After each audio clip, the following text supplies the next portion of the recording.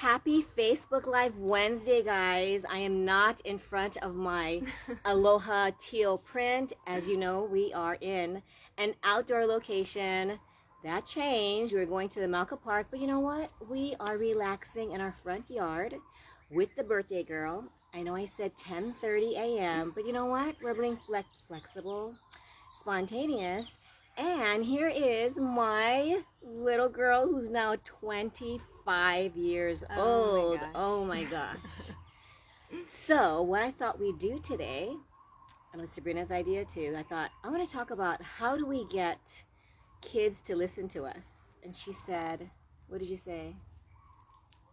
You said, that's not fun. It's my birthday. Well, yeah. So she said, I said, okay, you have the floor. And she said, why don't you just talk about like how your parenting style has evolved. And I thought, I like that. So I have no idea what she's going to say. It's totally impromptu, but you know what?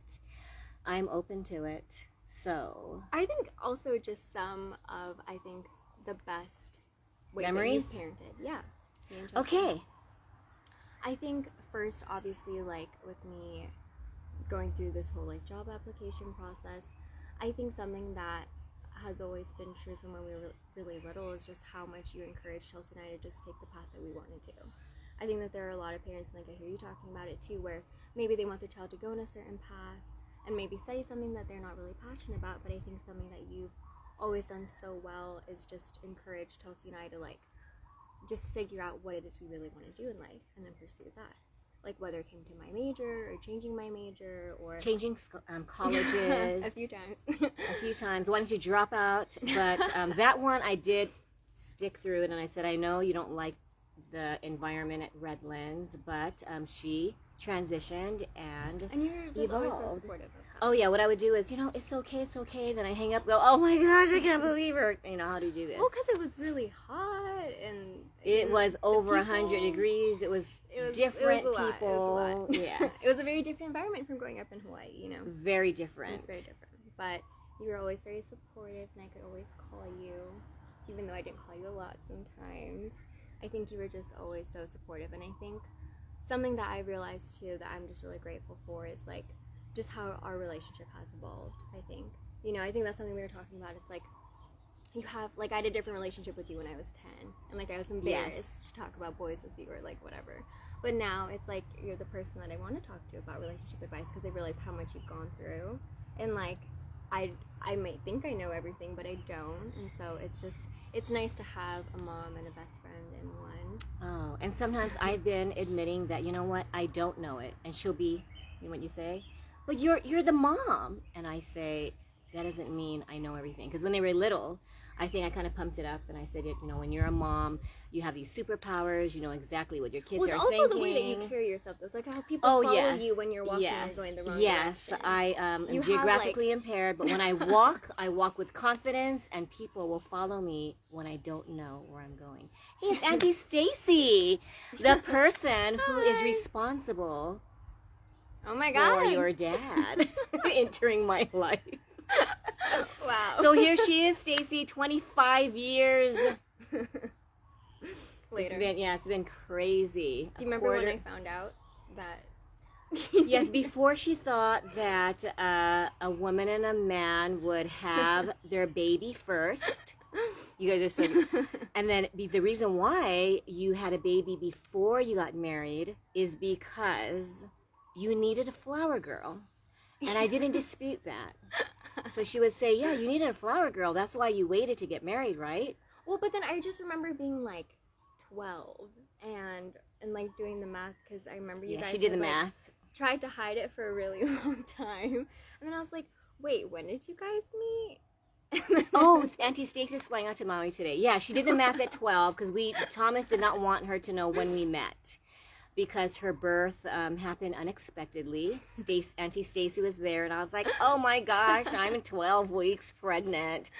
After writing a Dear John letter, but we won't get into that. And so at 12, I think you figured it out. I was like, wait, what? Well, obviously, and I was going to that really she was school, like, she was going to a very strict Christian school. So yeah, I was learning a lot of conflict, or I was realizing that the way I was brought into this world would, you know, be very against what my teachers were Yes, saying. it And would so, be a very, very sinful way to enter the world. But we said, you know what? You were brought into this world with love. It was. and It I was. think that's another thing I'm really appreciative too. I think I talked about this the only other time I did an interview with you, but just I think how open you were also when it came to like letting us believe whatever we wanted to. I mean, I think you were always like diligent in maybe, you know, when you saw something that didn't resonate with you, you would like share your truth and then kind of leave it up to us to like figure out what we wanted to believe in.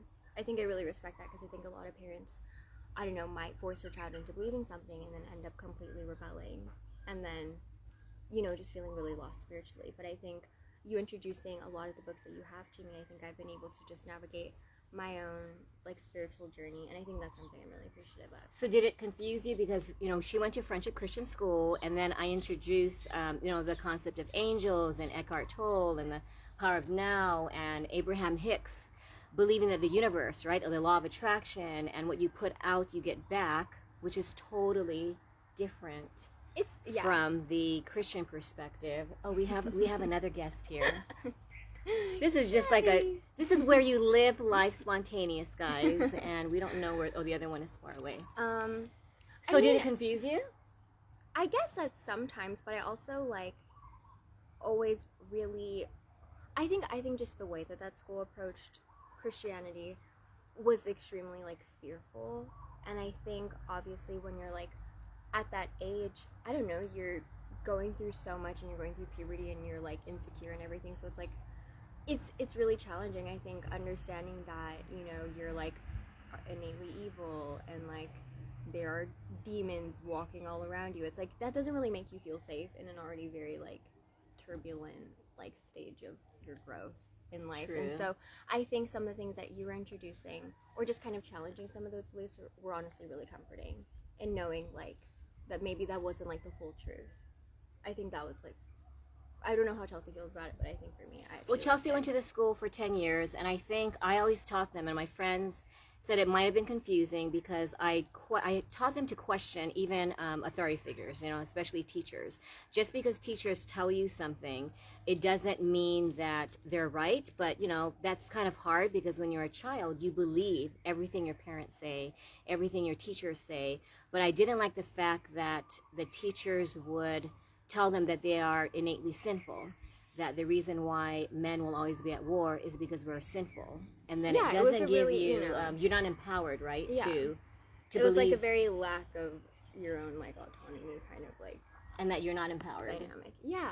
And so I don't know. I think just personally that didn't really resonate with me, and so I know that it resonates with others, which is completely fine. I think that I like that you've introduced your own ways of thinking to us, whereas, you know, some people like don't believe in anything at all, which is, you know, if that's what they want, that's totally fine. I think just personally I'm really glad that you like introduced me to the whole like new age realm of thinking, because I think it totally did challenge my your belief system. Yeah, because I went to that school for what, like from age 9 through before Kamehameha. She so started 5 years. 5 years. But you know, when you think of 9 through 13, very informative years where you are influenced.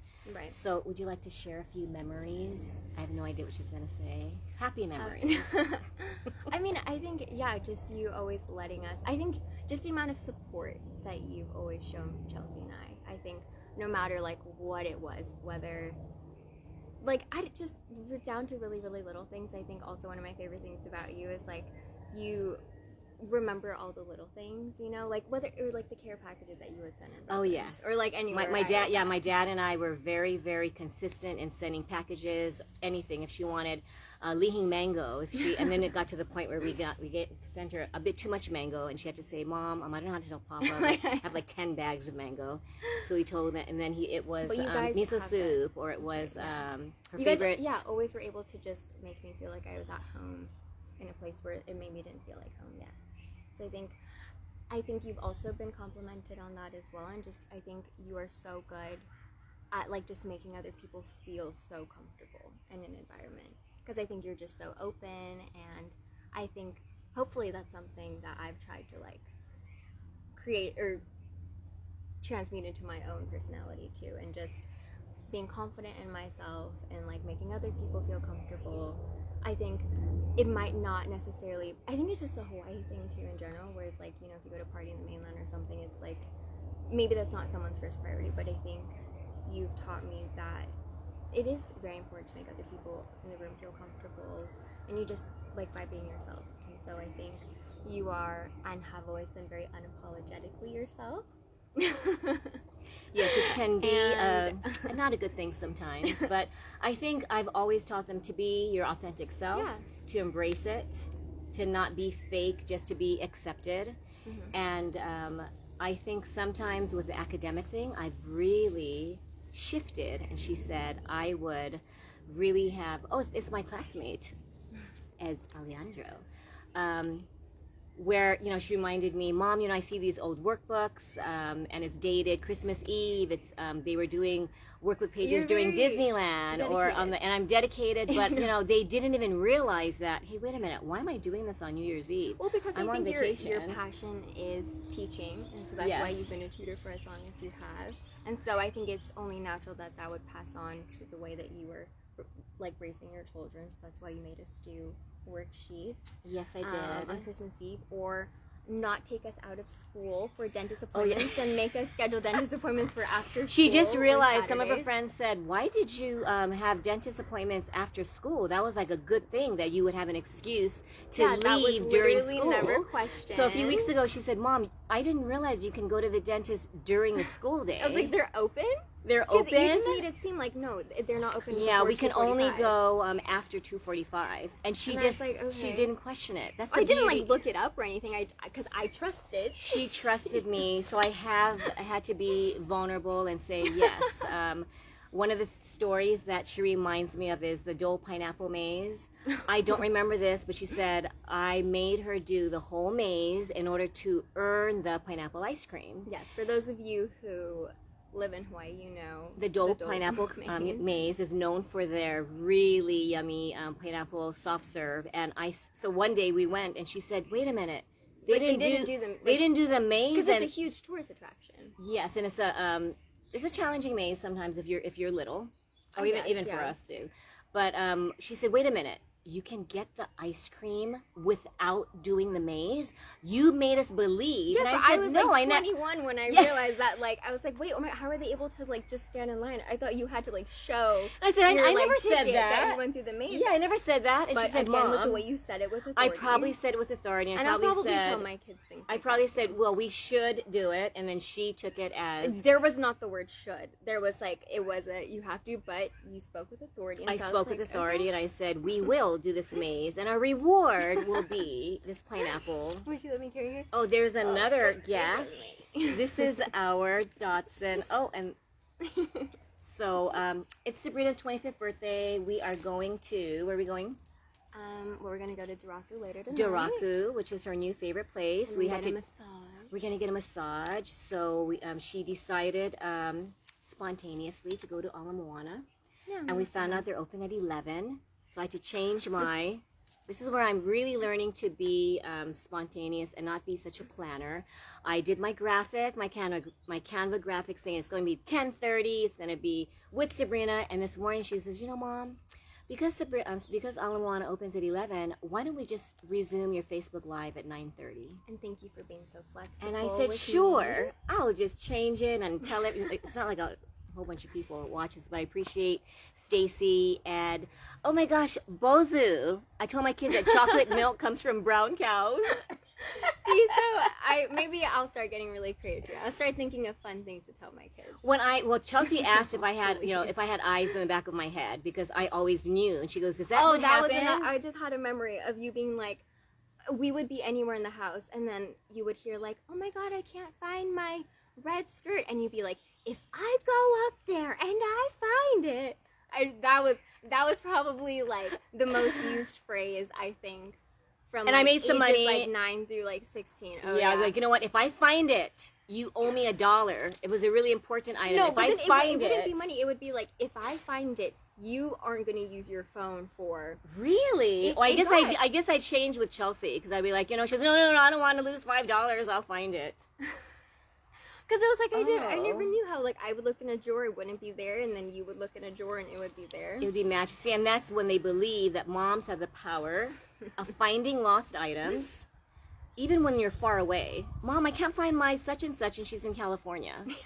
Or this is a good one. I know you've You're never been to my apartment, but will you tell me where my brown skirt is, because I don't know. Or the best one was you were in Ralph's, which we don't even have. It's comparable to Times Supermarket, and she would say, "Mom, where do you find the garlic salt?" And I would say, Okay, it wasn't "Where?" that bad. Like, it would be It like, was some- it would it be was- like weird items. It was Like, like the there were just corn, certain like things. the corn holders. Yes, like that was a really difficult one. It's things that I feel like my generation has been extremely stunted on, because maybe we've just been really spoiled by you guys, and I don't know, we didn't have to think for ourselves, things just so magically they appeared. and so now, you know, I'm 25 and I'm like, I don't know where the little corn holders are. Or But I've now realized I've managed my way. and around now the I supermarket. teach my students, how do you find things if you don't know?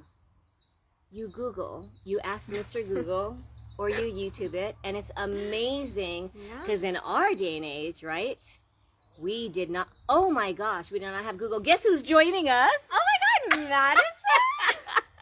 If you were here, Madison, you'd be My doing mom would this. make us do this. You would do this because you're my Hanai daughter, adopted daughter, and you would be here sharing memories. I just want to do a quick. I know Sabrina's like, how long is this going to be? But the quick memory that I have of Madison, Serena's bestest friend, roommate. Madison had never met me, and she set her alarm for like 2 in the morning when my mom landed. So I walk in and I'm like really, really quiet. Because she was visiting for Thanksgiving. For Thanksgiving, because they wanted We mom. wanted an adult. They wanted an adult. So Thomas offered, and I said, and she's like, "Well, we kind of want a mom." Sorry, Dad. Sorry. So Madison just comes up, and I'm like, "Oh my gosh, did I wake you up?" And she goes, "No, oh my gosh!" And then we hug each other, and we and talk you guys talked for like hours. for hours, and then Sabrina I went was to like, sleep. Yeah, I was like, why? Are you, like, And then what are you talking she about for that then she long? gets her mask. Guys, I'm talking too loud. It's like in the middle And it's of the her- night, and like, it's I'm me. so tired. With your friend that I just met, and you ate your shrimp chips, and yeah, she's in love with shrimp chips. Ani Sweetbread, which she actually got in Tennessee, guys. Ani Sweetbread is available in Tennessee.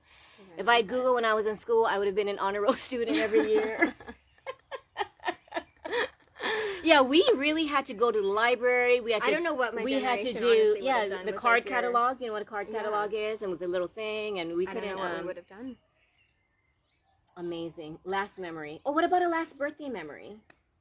Well, my first time at Disneyland was really fun with you. Oh and my Dad. gosh! You know what we did? We left Chelsea at home. She was about 2 months old though, so there was a reason why. Yeah. And we took her and made sure that she celebrated her birthday with the Disney characters. That was really fun. Oh my God, the peanut butter jelly pizza, which was really, really sweet because you tried to keep making it. I tried to I think make in like the different versions, though. You would make like peanut butter and jelly like quesadillas, and I'd be like, Mom, yeah. like, stop. Like, Well, I my really daughter appreciate likes the it. original, so if I make little smokies and the pigs in a blanket, and I you get use- the different like croissant rolls. I get don't yeah. Then she's like, can you make it like the original way? And I'm like, sure. But no, I'll but just that was scrap like this one and- of the best memories because Well, with the Dad even had fireworks tears. and Yeah, the breakfast fireworks. characters, that was so much fun. Yeah. That was a lot of fun. So that was the first memory that came to mind. And the Princess Tea Party when I was Oh like my gosh, when 7 she or was something. 6, and Chelsea was, gosh, 4 weeks old, 6 weeks old. Princess Tea So we Party. had to carry her in her little carrier, and we had like about maybe 6, 7